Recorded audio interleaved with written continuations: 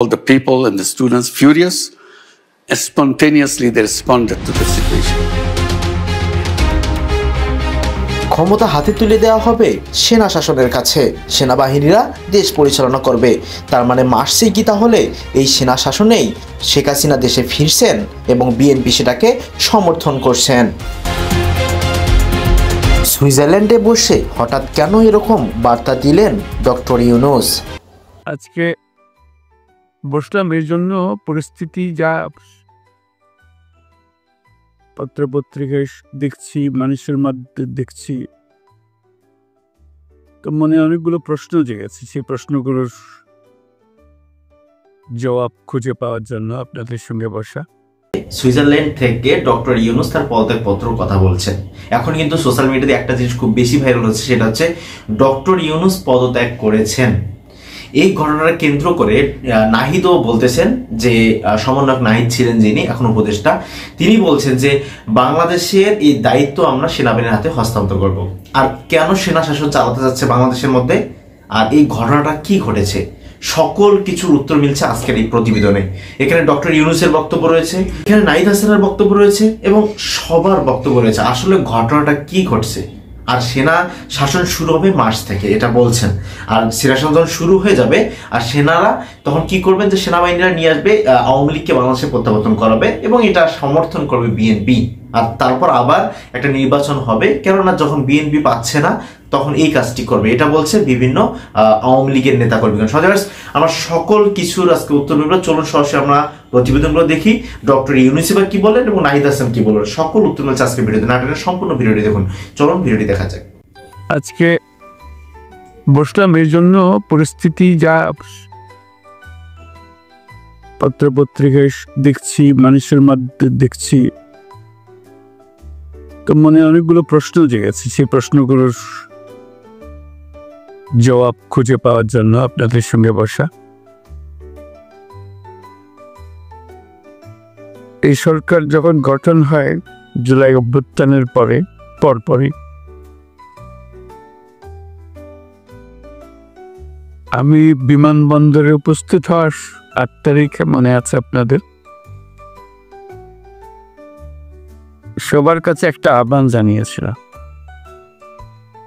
এবং আন্তরিকভাবেই বলেছিলাম। এটা কোনো রাজনৈতিক বক্তব্য বা এরকম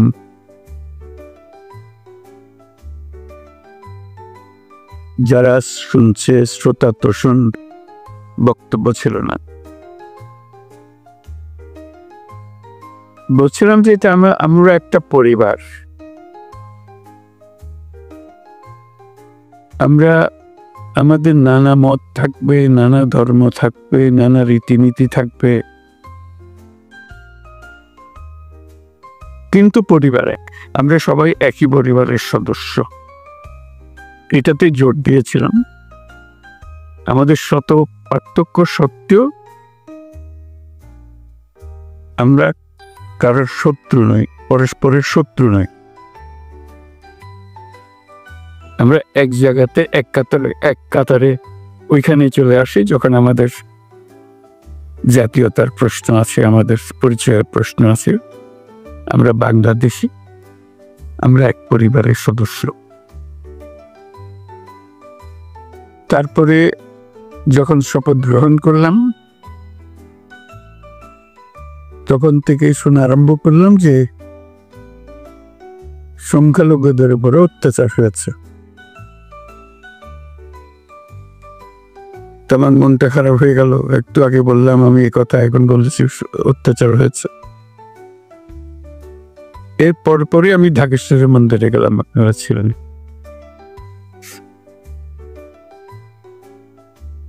সেখানেও একই কথা বললাম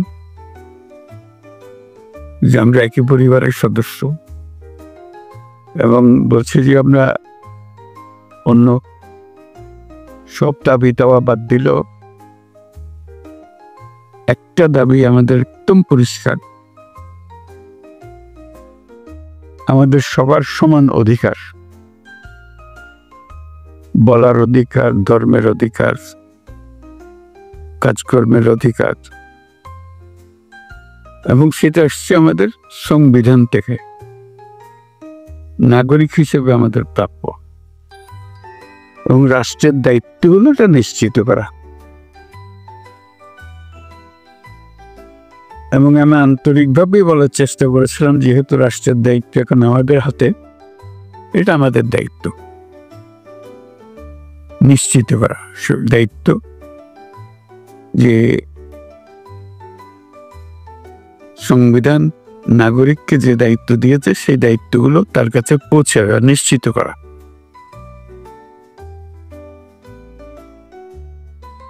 তারপরও কথাটা উড়ে গেল না। শুনলাম এখনো সংখ্যালঘুদের উপরে হামলা হচ্ছে।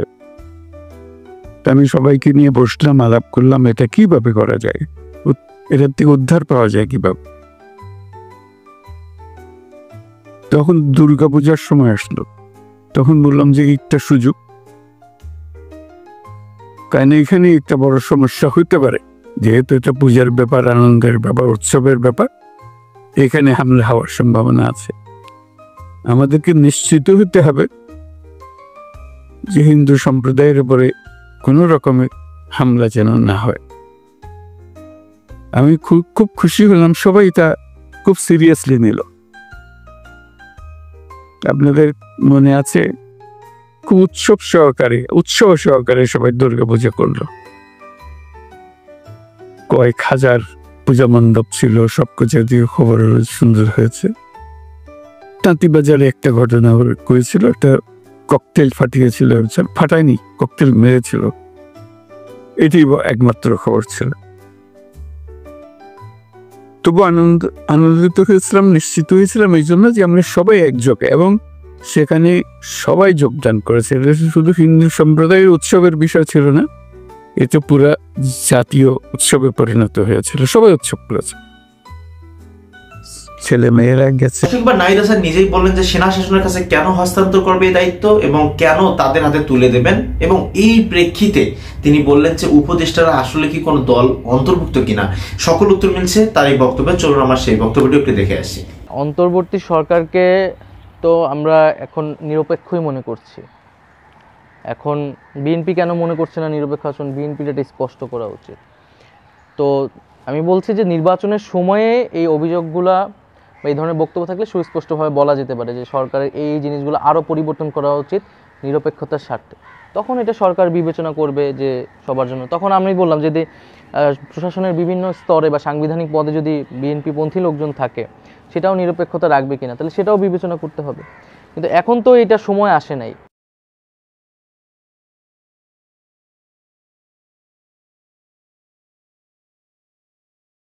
সরাসরি 1-11 ইঙ্গিত রয়েছে এভাবে বলেছেন। 1-11 এবং -2 এর আলাপটা কিন্তু সর্বপ্রথম বিএনপি রাজনীতির মাঠে এনেছে বেশ কিছুদিন আগে। বিএনপি কেন জানি মনে করে যে এই সরকারটা হয়েছে কেবল একটা নির্বাচন দেওয়ার জন্য, এবং এই সরকারকে তারা যে নির্বাচিত বলে না, আসলে এটাও একটা ভুল বক্তব্য। কারণ একটা সরকার যদি নির্বাচনের মাধ্যমে পট পরিবর্তন হয়, তাহলে একটা নির্বাচিত সরকার একটা দেশে আসে। তো সরকারটা নির্বাচনের মাধ্যমে পট পরিবর্তন, ক্ষমতার পট পরিবর্তন হয় না, হয়েছে গণঅভ্যুত্থানের মাধ্যমে। ফলে গণঅভ্যুত্থানের সমর্থনে একটা সরকার আসছে একটা ইন্টেরিয়াম সময়ের জন্য, যেই সময়ে তারা বিচার, সংস্কার এবং নির্বাচন করবে। তো আমরা বিচার এবং সংস্কারটা আমাদের কিন্তু সমান প্রায়োরিটি। আমরা ছাত্ররা কিন্তু গভর্নমেন্টে এসেছি সেই ওয়াচডগের ভূমিকা পালন করতে, যে আমাদের যে কমিটমেন্ট ছিল, গণঅভ্যুত্থানের যে প্রতিশ্রুতি ছিল, সেটা সঠিকভাবে এই সরকার বাস্তবায়ন করতে পারে কিনা। তো সেই জায়গায় যখন বিএনপি ও এই একই কথায় তাল দেয় যে নিরপেক্ষ সরকার আরেকটা লাগবে, বা তারা এর আগেও বলেছে যে এই সরকার নির্বাচিত সরকার নয়। হ্যাঁ, আজকে কিন্তু আমরা দেখতেছি আওয়ামী লীগের যে আরাফাত রহমান, সে কিন্তু স্ট্যাটাস দিয়েছে যে এটা অবৈধ এবং অনির্বাচিত সরকার, একটা নিরপেক্ষ সরকার লাগবে, এর আন্ডারে নিরপেক্ষ সরকার মানে সুষ্ঠু নির্বাচন হওয়া সম্ভব নয়। সো একই টনে যখন আমরা কথা বলতে দেখছি, তাহলে এটা কিন্তু একটা সন্দেহ তৈরি করে। তো সেই জায়গা থেকে আমি বলেছি, আমি মনে করি না যে এটা তারা হয়তো ওই উদ্দেশ্য থেকেই বলেছে, কিন্তু তাদের কথার টোনটা কিন্তু আওয়ামী লীগের সেই টোনের সাথে মিলে যাচ্ছে। তবে একটা বিষয়, নিরপেক্ষ নির্বাচন, নিরপেক্ষ সরকার মানে এই নয় যে আওয়ামী লীগকে সেখানে স্পেস করে দিতে হবে, আওয়ামী লীগের প্রতি নিরপেক্ষ আচরণ করতে হবে।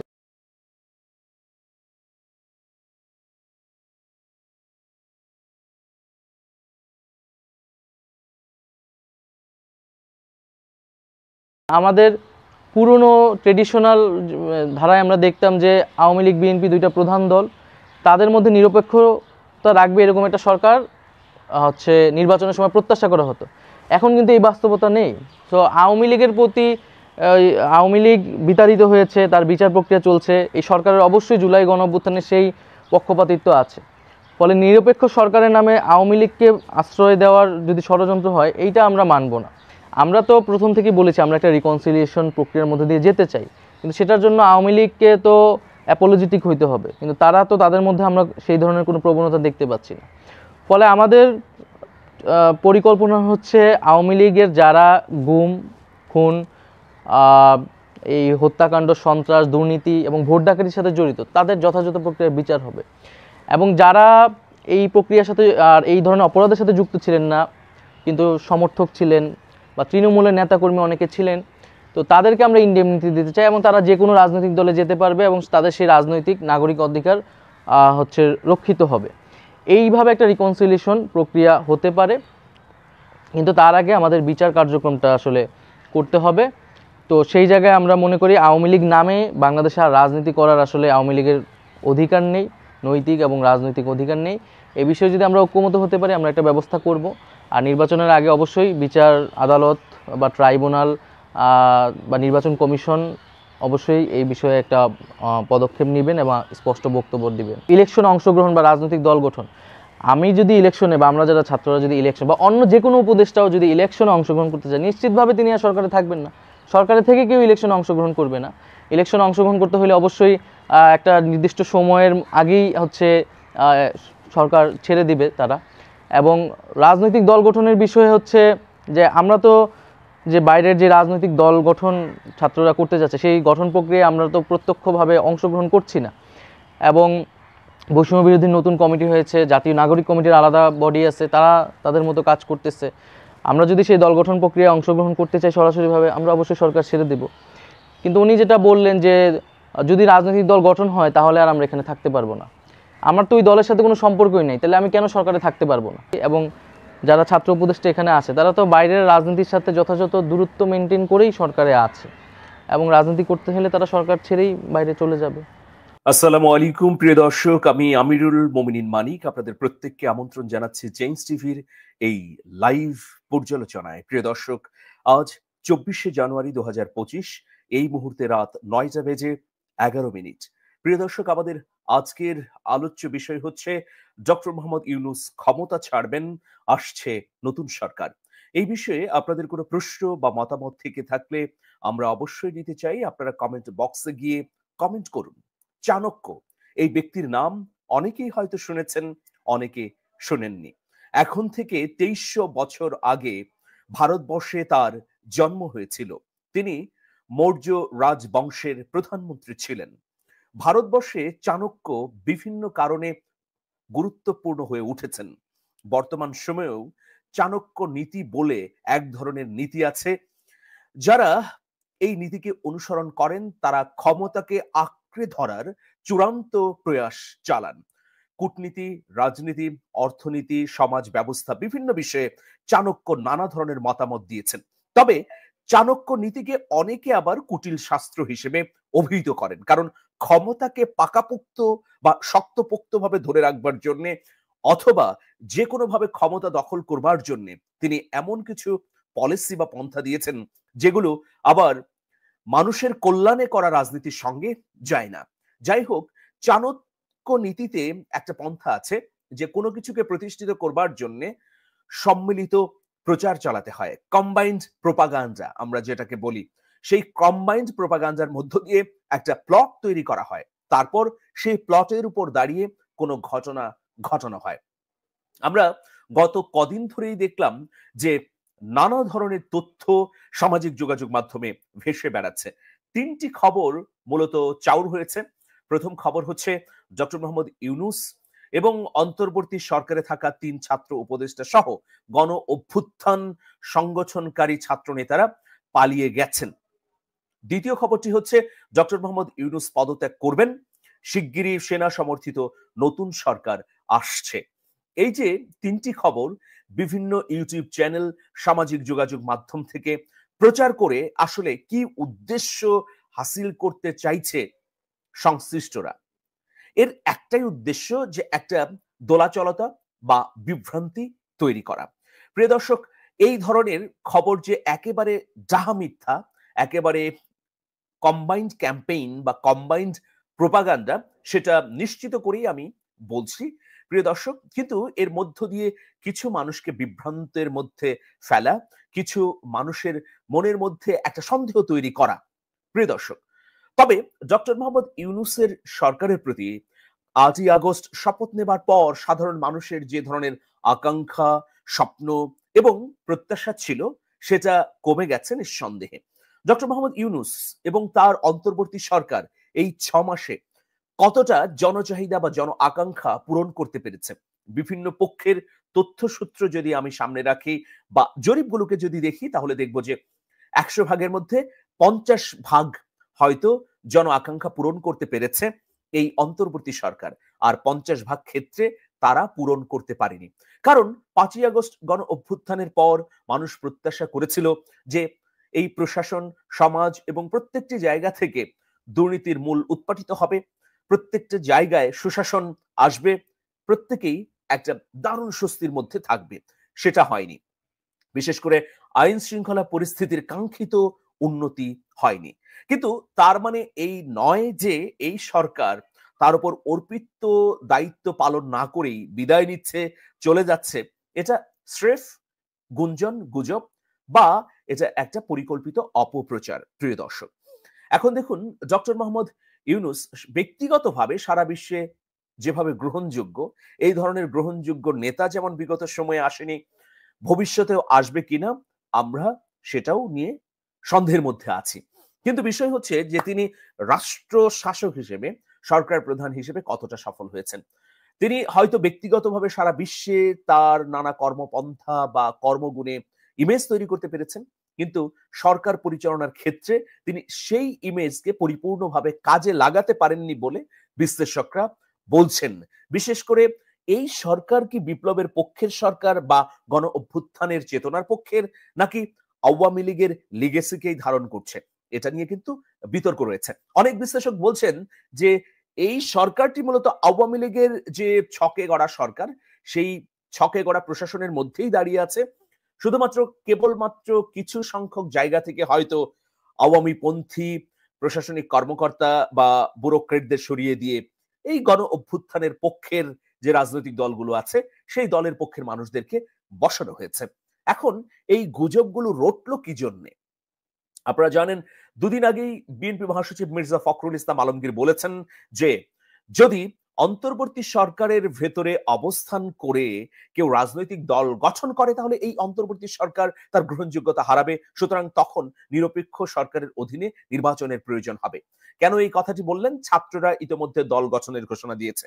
সর্বশেষ আপডেট হচ্ছে আগামী ফেব্রুয়ারি মাসের মাঝামাঝি সময়ের মধ্যে ছাত্রদের দল প্রকাশ্যে আসবে। ইতিমধ্যে আপনারা জানেন, বৈষম্য বিরোধী ছাত্র আন্দোলন, যে আন্দোলনের নেতৃত্বে গণ অভ্যুত্থান সংগঠিত হয়েছে, এর বাইরে আরেকটি অভিভাবক প্ল্যাটফর্ম গঠিত হয়েছে, জাতীয় নাগরিক কমিটি। এইভাবে দুটো সংগঠন কাজ করছে নতুন একটি রাজনৈতিক দল গঠনের জন্য। এখন যেহেতু অন্তর্বর্তী সরকারের 3 ছাত্র প্রতিনিধি রয়েছে, সুতরাং বিএনপি আশঙ্কা করছে যে তারা যদি থেকে যান নির্বাচনের সময়ে, তাহলে ছাত্রদের পক্ষের রাজনৈতিক দলকে বিজয়ী করতে একটা প্রভাব বিস্তার করতে পারেন। এর জবাব কিন্তু 2 উপদেষ্টাই দিয়েছেন। নাহিদ ইসলাম বলেছেন এবং রেজওয়ানা হাসান বলেছেন। তারা বলেছেন যদি ছাত্রদের দলে নাহিদ ইসলাম, আসিফ মাহমুদ অথবা মাহফুজ আলম অংশগ্রহণ করতে চায়, মানে তারা সেই দলে যোগ দেয় অথবা নির্বাচনে অংশগ্রহণ করে অথবা সেই দলের গুরুত্বপূর্ণ দায়িত্ব পায়, তাহলে অবশ্যই ক্ষমতা ছেড়ে দিবেন, সশব দপ্তর ছেড়ে দিয়ে তারা সাধারণ মানুষের কাতারে এসে রাজনীতি করবেন। কিন্তু ছাত্রদের সংগঠনের সঙ্গে তারা যদি যুক্ত না থাকেন, তাহলে তো এই অন্তর্বর্তী সরকারে থাকতে বা নির্বাচনের সময়কালে দায়িত্ব পালন করতে কোনো ধরনের অসুবিধা নেই। তবুও বিএনপির এই দাবির পরিপ্রেক্ষিতে আবার পাল্টা একটা প্রশ্ন ছুড়ে দিয়েছেন নাহিদ ইসলাম। তিনি বলেছেন যে অন্তর্বর্তী সরকার গঠিত হবার পর বিএনপির পক্ষ থেকে কিন্তু অনেককে এই সরকারের গুরুত্বপূর্ণ দায়িত্বে বসানো হয়েছে। বিশেষ করে বলা হয়েছে যে অ্যাটর্নি জেনারেল, প্রধান নির্বাচন কমিশনার, দুর্নীতি দমন কমিশনের কমিশনার বৃন্দ সহ আরো বেশ কিছু জায়গায় বিএনপি তাদের লোকদেরকে বসিয়েছে এই সরকারের কাছে তদবির করে, এটাও কিন্তু একটা ভয়াবহ অভিযোগ।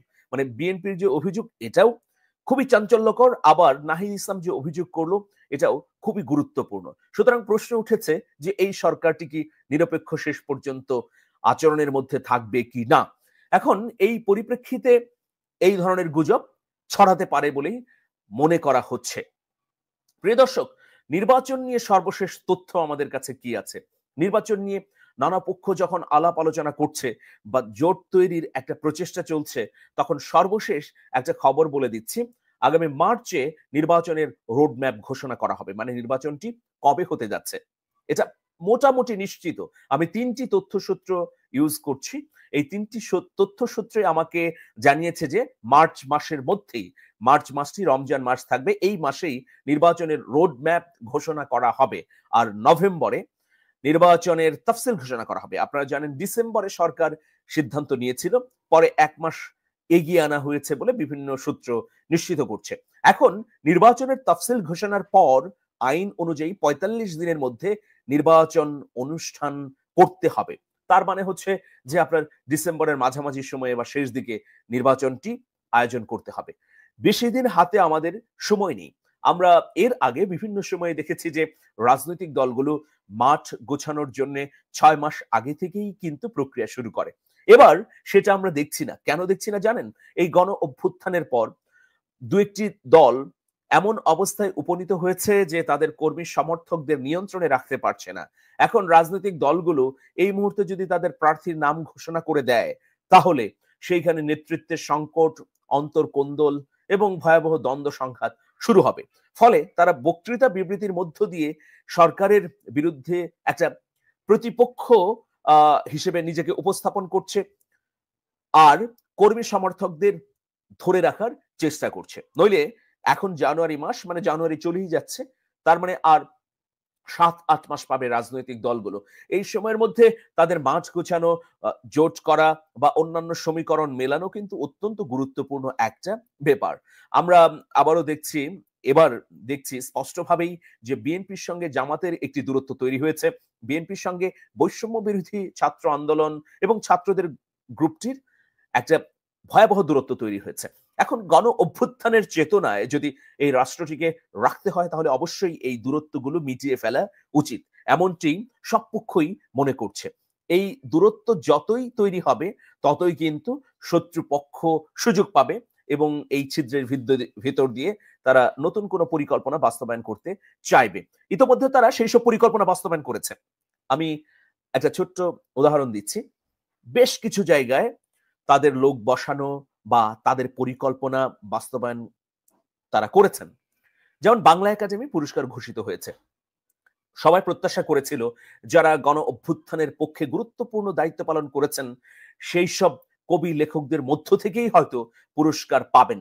এটা স্বাভাবিক, কারণ গণ অভ্যুত্থানের চেতনার পক্ষের মানুষ যদি মূল্যায়িত না হন এখন, তাহলে আর কখন হবে? কিন্তু দেখা গেল যে সেখানে সম্পূর্ণ বিপরীত চিন্তা চেতনার মানুষদেরকে পুরস্কার প্রদান করা হচ্ছে বা ঘোষণা করা হয়েছে। যে তালিকা, সেখানে স্পষ্টভাবেই স্বৈরাচারকে পৃষ্ঠপোষকতাকারীদের নাম রয়েছে। এখন এইরকম প্রেক্ষাপটে এইরকম ব্যক্তিবর্গ কিভাবে সম্মানিত হচ্ছেন, মূল্যায়িত হচ্ছেন, এটা অবাক ব্যাপার। কিন্তু এটাই সত্য যে আগের যে প্রশাসনিক কাঠামো ছিল, সেই কাঠামোর সবটুকুই রয়েছে। কাঠামোকে ভেঙে দেবার কোনো উদ্যোগ নেওয়া হয়নি। কেবলমাত্র দু একটি জায়গায় বিপ্লবের পক্ষের বিভিন্ন রাজনৈতিক দলের সামান্য কিছু সংখ্যক ব্যক্তিবর্গকে বসানো হয়েছে। সুতরাং এখানেই মূল বিপত্তি। আর এই বিপত্তিকে দূর করবার জন্য যে অটুট শক্ত ঐক্যমত্য প্রয়োজন ছিল, সেটাও তৈরি হয়নি।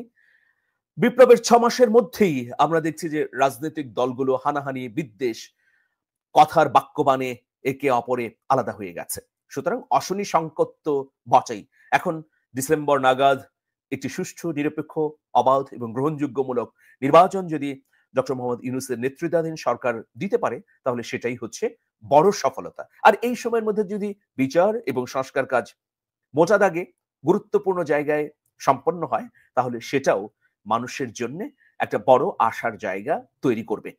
দর্শক আজ এ পর্যন্ত দর্শক বিসিবিকে এই বক্তব্যটি দিলেন উপদেষ্টা নাহিদ হাসান, কিন্তু একটি ছেলে তিনি নিজে দাঁড়িয়ে বিএনপির উপরে, বিএনপিকে সামনে রেখে দেখুন কি হুঙ্কারটা দিলেন।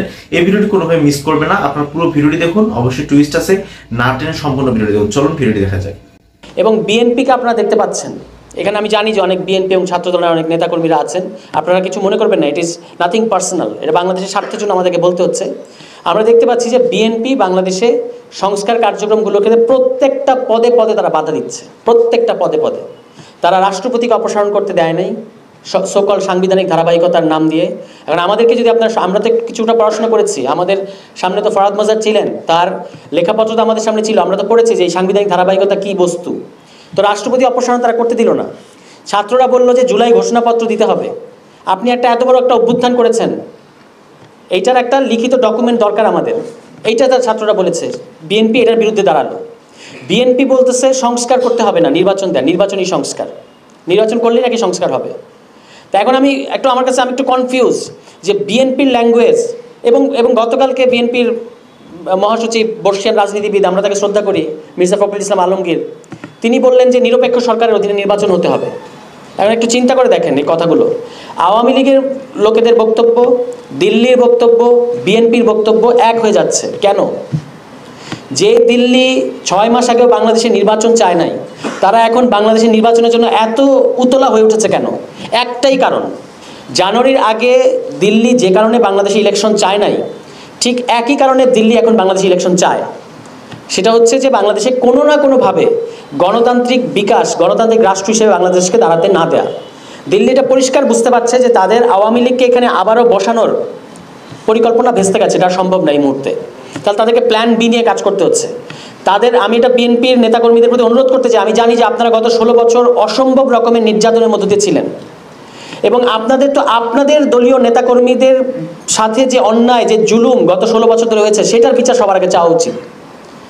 সেটার জন্য রাষ্ট্র সংস্কার করা উচিত, কিন্তু বা রাষ্ট্র পুনর্গঠন করা উচিত। কিন্তু নির্বাচনের এই দাবিটা যে বিএনপি কত বড় ফাঁদে পা দিচ্ছে, মানে বিএনপির, আমি নেতাদের কথা বলছি আর কি, এটা হয়তো তারা এখনো বুঝতে পারছে না। দিল্লির একটা জিনিস কিন্তু পরিষ্কার মনে রাখতে হবে যে দিল্লি এখানে বারবার আওয়ামী লীগকে ক্ষমতায় রাখতে চেয়ে শেষ পর্যন্ত রাখতে পারে নাই। ফলে বিএনপি সহ যারাই বাংলাদেশের রাজনৈতিকভাবে মানে ক্ষমতায় আসতে চায়, তাদেরকে জনগণের উপর ভর করতে হবে, অন্য কারোর উপর না। যদি আপনি অন্য কোনো পরাশক্তির উপর ভর করেন, আপনার আওয়ামী লীগের মতো পরিণতি হতে পারে। আওয়ামী লীগকে সরাতে এখানে 15 বছর লেগেছে, আপনাকে হয়তো এতদিন লাগবে না। এবং অভ্যুত্থানের মধ্য দিয়ে যার পতন ঘটবে, তার কিন্তু রাজনীতিতে ফিরে আসা কঠিন হবে, এটা সে যেই হোক। এখন দিল্লির কিন্তু অন্তরে আওয়ামী লীগ, মুখে বিএনপি। এইটা বিএনপিকেও বুঝতে হবে যে এখন বিএনপির উপর কেন দিল্লি ভর করছে। এই কারণে ছাত্ররা যে সমস্ত রাষ্ট্র সংস্কারের কথা বলেছে কিংবা রাষ্ট্র পুনর্গঠনের কথা বলেছে, তারা বলেছে একটা গণপরিষদ নির্বাচনের কথা। দেখেন, বলা হচ্ছে যে ছাত্ররা নির্বাচন চায় না, কিন্তু ছাত্ররা তো পরিষ্কার করে বলেছে যে আপনারা গণপরিষদ নির্বাচন দেন, 4 মাস পরেই দেন, কোনো অসুবিধা নাই, ওই ডিসেম্বরে যেতে হবে না, 4 মাস পরে নির্বাচন দেন, কিন্তু গণপরিষদ নির্বাচন দেন, সংসদ নির্বাচন না। এখন যারা মনে করছেন যে আপনারা সংসদ নির্বাচন হলে আপনারা সংখ্যাগরিষ্ঠতা নিয়ে সংসদে যাবেন, আপনাদের গণপরিষদে ভয় কিসের? গণপরিষদে আসতে চাচ্ছেন না কেন? আপনারা তো গণপরিষদেও তো সংখ্যাগরিষ্ঠতা পাবেন। এবং দেখেন, স্থানীয় সরকার নির্বাচনে যারা জয়ী হয়, তারা কিন্তু বলতে পারবে না যে আমরা সংসদে গিয়ে আইন প্রণয়ন করব। তো একইভাবে যারা সংসদ নির্বাচনের মধ্য দিয়ে সংসদে যায়, তারা বলতে পারবে না যে আমরা সংবিধান প্রণয়ন করব। তাহলে সংবিধান প্রণয়ন করতে হলে কিংবা সংবিধান সংস্কার করতে হলে, ন্যূনতম সংস্কার করতে হলে আপনাকে গণপরিষদে যেতে হবে। জাতীয় নাগরিক কমিটি, বৈষম্যবিরোধী ছাত্র আন্দোলন, তারা তাদের পক্ষ থেকে বলেছে সামনে নির্বাচনটা এমন একটা নির্বাচন করতে হবে, সেটা হবে গণপরিষদ নির্বাচন। প্রথমত আপনার এখানে যে একটা গণবিরোধী, ঔপনিবেশিক, অগণতান্ত্রিক একটা সংবিধান আছে 72 সাল থেকে, এই সংবিধানটাকে ফেলে দিয়ে, যেটা ইতিমধ্যেই এই অভ্যুত্থানের মধ্য দিয়ে বাতিল হয়ে গেছে, আপনাকে একটা নতুন সংবিধান প্রণয়ন করতে হবে। এবং সংবিধান প্রণয়ন শেষে ওই গণপরিষদই সংসদের রূপ নেবে একটা আইন পাশ করে। That's the road map. এই রোড ম্যাপে বিএনপির কী সমস্যা আমি ঠিক বুঝতে পারছি না। এবং বিএনপি প্রতিনিয়ত যেভাবে বাংলাদেশের, আমি আশা করেছিলাম অন্তত যে বাংলাদেশের ছাত্র জনতা তো 5 আগস্ট পর্যন্ত একটা ঘটনা, একটা বড় ঘটনা ঘটিয়েছে। জানুয়ারি পর্যন্ত ওই আন্দোলন তো ফেল করেছে, এটা তো আমাদের স্বীকার করতে হবে। আমরা তো ওই আন্দোলনে ছিলাম, খোঁজ নিয়ে দেখেন, আমরা ওই আন্দোলনের রাস্তায় ছিলাম। কিন্তু ওইভাবে তো ওই সরকারকে ফেরানো যেত না, সরানো যেত না, এটা খুব পরিষ্কার। আমরা তখন বলেছি জানুয়ারির আগে থেকে আমরা বলতেছিলাম যে গণ অভ্যুত্থান করতে হবে। ফরহাদ মাজার বলেছেন, আপনারা তাকে আওয়ামী লীগের বানিয়ে দিচ্ছেন, বলছেন যে উনি আওয়ামী লীগের দোসর। আমরা নির্বাচন চাচ্ছি, উনি গণ অভ্যুত্থান চাচ্ছেন, উনি আওয়ামী লীগকে ফেভার করতে চাচ্ছেন, এই কথাটা আপনারা বলেছেন। তারপর আপনাদের ওই আন্দোলনটা ফেল করেছে, ওইভাবে হয় নাই, জনগণ আসে নাই ওই আন্দোলনে, স্বীকার করা ভালো। 6 মাসের এবং জানুয়ারির পরে একটা লোক বিশ্বাস করে নাই যে বাংলাদেশে শেখ হাসিনার পতন ঘটবে। ছাত্ররা 6 মাস পরে ওই কাণ্ডটা করেছে, এত বড় একটা ঘটনা ঘটিয়েছে। এখন আমি প্রশ্ন করতে চাই, শুধু বিএনপি না, বাংলাদেশের প্রত্যেকটা রাজনৈতিক দলকে আমি প্রশ্ন করতে চাই, 5 তারিখের পরে বাংলাদেশের যে গণতান্ত্রিক রূপান্তর যেখানে আমাদেরকে যেতে হবে, সেটা যাওয়ার জন্য আপনারা কি কি করেছেন? নির্বাচনের দাবি করা ছাড়া আর কি কি আপনারা করেছেন? দেশে এতগুলো মাজার ভাঙা হলো, আপনারা কি করেছেন? দেশে এতগুলো মব হলো, আপনারা কি করেছেন? আপনাদের তো পুরো দেশের সাংগঠনিক কাঠামো আছে, এইটাকে আপনারা জনগণকে প্রোটেক্ট করার কাজে কিভাবে ব্যবহার করছেন আমাদেরকে বলেন, আমরা দেখি নাই। উল্টো আপনারা যেটা করেছেন, ছাত্ররা একটা নতুন রাজনৈতিক দল নিয়ে আসতে চাচ্ছে, এটাকে হওয়ার আগেই আপনারা কিংস পার্টি, আমাদেরকে কিংস পার্টি শেখাবেন? তাহলে কি আমরা এখন ইতিহাস খুলে বসবো? বাংলাদেশে তো বিএনপির চেয়ে বড় কোনো কিংস পার্টি নাই। বিএনপি তো সরকারে থাকা অবস্থায় গঠিত একটা দল, কিন্তু তাতে অসুবিধা নাই, কারণ বিএনপি 2 বার গণরায়ে সরকার হয়েছে, জনগণ তার পক্ষে ছিল। তাহলে আপনারা আমাদেরকেও সে সুযোগ দেন, আমাদেরকে আসতে দেন। দর্শক, দেশে সেনা শাসন শুরু হবে, আওয়ামী লীগ প্রত্যাবর্তন করবে, দেশে আবার আসবে, বিএনপি তাদেরকে ডেকে নিয়ে আসবে, অনেক ধরনের কথাই তো শুনলেন। তবে আজকের এই ভিডিওটি যারা এখন পর্যন্ত দেখছেন তারা অবশ্যই বিষয়টা জানছেন যে আসলে ঘটনা কি ঘটতেছে বাংলাদেশের মধ্যে। অনেকেই কিন্তু অনেক ধরনের কথা বলছেন, এবং যারা ফেসিবাদের উত্তরসূরি যারা রয়েছেন, যারা আওয়ামী লীগকে সাপোর্ট করে, তারা কিন্তু বিভিন্ন সময় বিভিন্ন গুজব দিয়ে যাচ্ছে। কেননা এর আগে দেখা যাচ্ছে যে আওয়ামী লীগকে আস্তে আস্তে নিশ্চিহ্ন হয়ে যাচ্ছে বাংলাদেশ থেকে, আর এটা তো ধরে রাখতে হবে।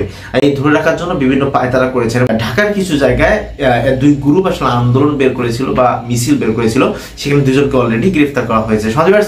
এই ব্যাপারগুলো নিয়ে আপনাদের কি মন্তব্য অবশ্যই আমাদের কর্মশ্রেণী দিন। আজকে এই পর্যন্তই। চ্যানেল তুলে সাবস্ক্রাইব করুন, বন্ধু হয়ে পাশে থাকুন। আল্লাহ হাফেজ।